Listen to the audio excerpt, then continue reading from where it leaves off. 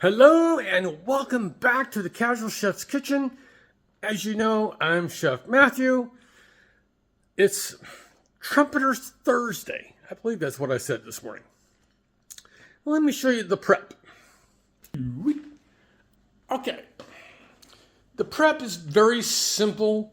I've got some shredded red cabbage, frozen corn, jalapenos. I did go get fresh cilantro. There's lime in the lime juice in the slaw and part of the seasoning for the fish itself. We got some mayo measured out, and here's the spices,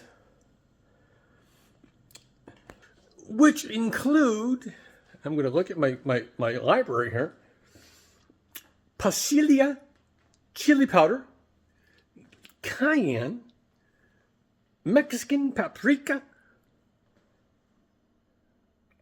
ground cumin, almost forgot a second, and some kosher salt and black pepper.